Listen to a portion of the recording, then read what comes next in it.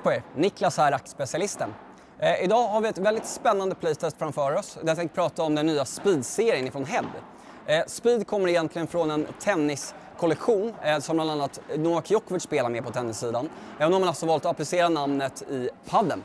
Det här är väl en serie som egentligen är tänkt att kanske ersätta Alpha-serien lite, som har varit väldigt populär bland er kunder.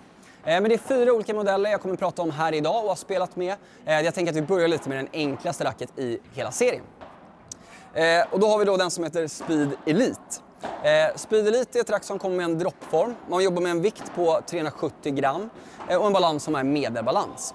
Uppbyggnaden av racket består av kolfiber i kombination med grafin. Grafin är då ett lite speciellt sätt att väva grafiten som gör att den blir ännu mer slitstark, som kommer göra att den tål lite bättre slag mot väggar och liknande. Och jag tycker att hela konstruktionen på racket känns lite mer uppbyggd. Kollar på slaget i den här racket så jobbar man med lite mjukare materialet glasfiber. Och inuti i racket så jobbar vi med en så kallad powerfoam-kärna som är en styvare typ av kärna som ska ge lite mer fart och kraft.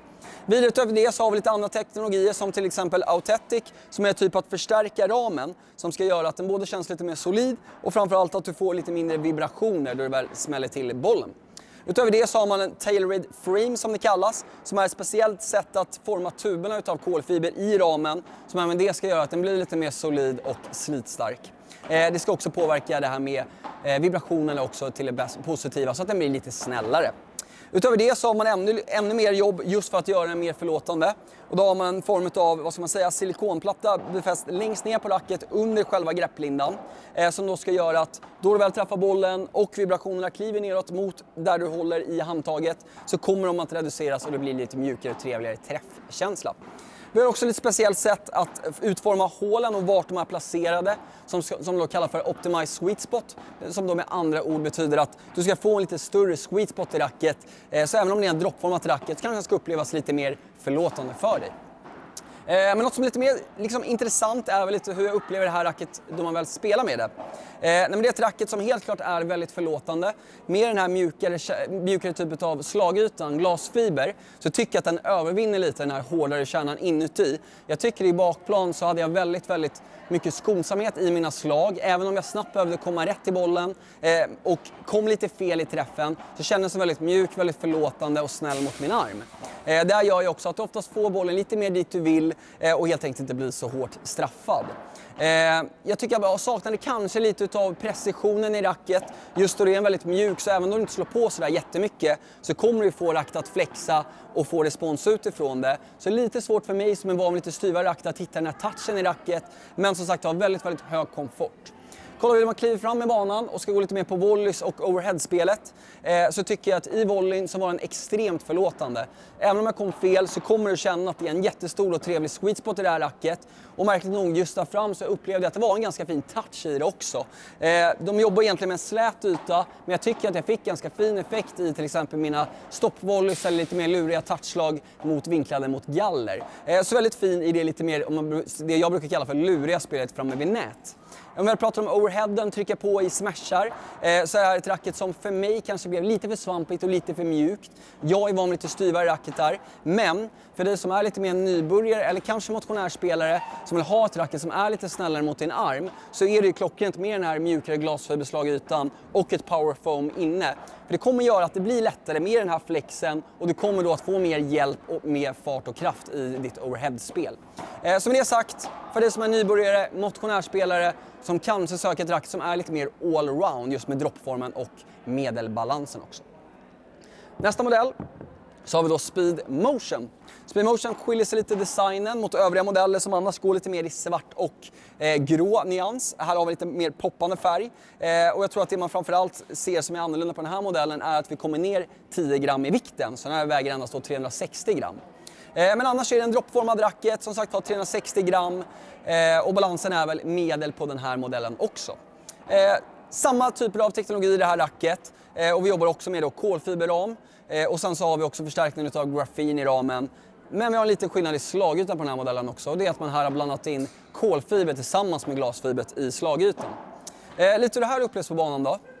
Det här är ett racket som jag verkligen tycker i det defensiva spelet och du är där bak i bakplan och snabbt får göra en snabb justering för att bollen kanske studsar i dubbelgas eller att du har misstajmat bollen på något sätt och känner att du kanske inte riktigt har gjort den där perfekta förberedelsen för bollen och snabbt måste justera i sista sekund. Så med den här lättare vikten så kände jag att jag hade ännu mer fördel med den här modellen.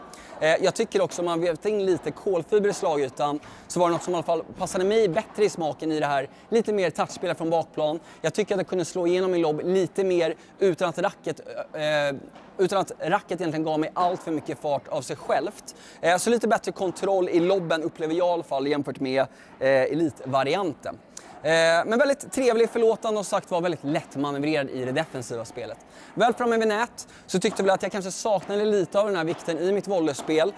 Jag tycker att den blev lite fladdrigare. Så kommer du fel till bollen så kommer du känna att du inte riktigt har den där samma tyngden bakom.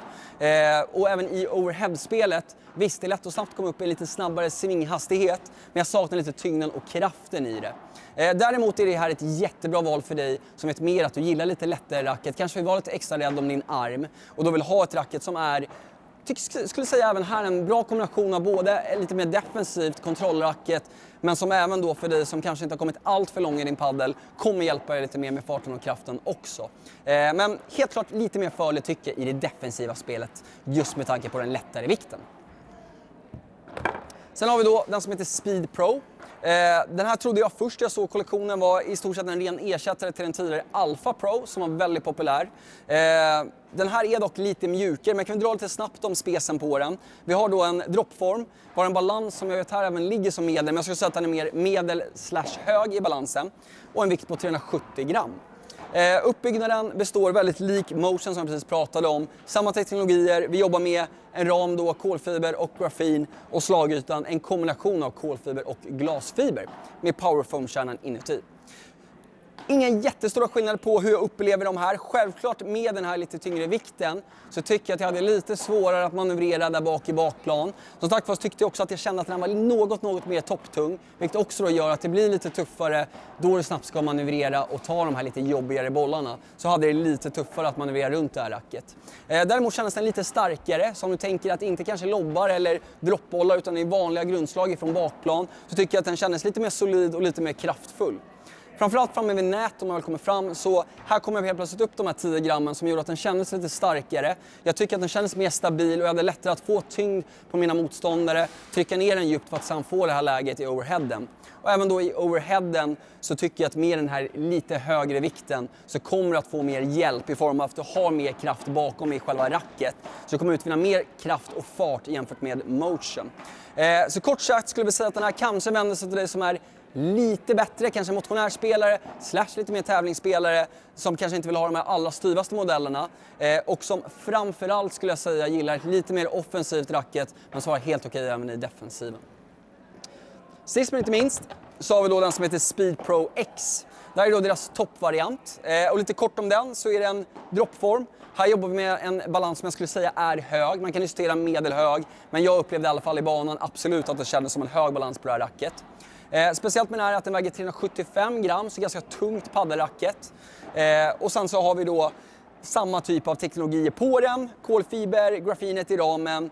Men framförallt i slagytan här har vi något som skiljer sig där vi jobbar med 12K kolfiber istället. Så väldigt tätt typ av kolfiber och väldigt styvt. Och det ser man också visuellt på själva slagytan här, de här kolfiberrutorna som den är uppbyggd utav.